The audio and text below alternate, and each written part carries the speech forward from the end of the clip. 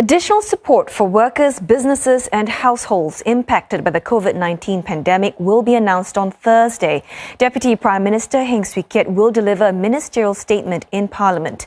Advanced GDP estimates for the first quarter of the year will also be released on the same day.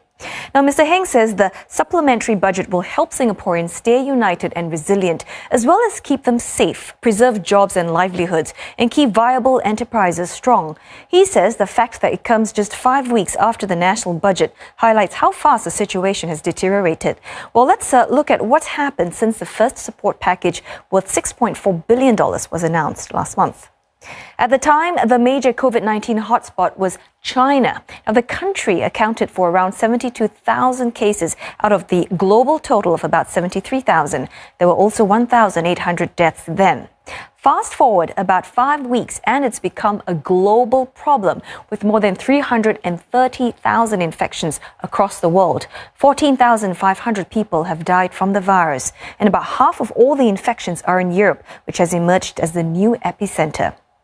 Now let's zoom in on Singapore. It's gone from 81 cases on 18th of February to more than 500 today. 2 people here died this past weekend, and the global problem has hit Singapore hard.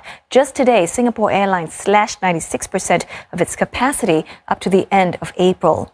Last month, even before the situation worsened, authorities had projected as much as a 30% in visitor arrivals this year.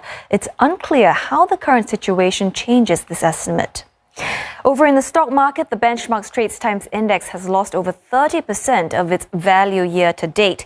In fact, the economic fallout can be felt across nearly all sectors, pointing to the urgency of additional support measures. During the SARS crisis 17 years ago, the government unveiled a $230 million relief package aimed at the hardest hit tourism and transport sectors. About 5 years after that, the global financial crisis struck, and $2.9 billion was set aside to help workers and businesses cope with the downturn. Now, when things got worse, another $20.5 billion was injected to help companies access credit, preserve jobs and upgrade workers' skills. About a quarter of the package's value came from Singapore's reserves. Well, those reserves could come in handy once again, according to an economist. He says it could contribute about half of an up to $16 billion package.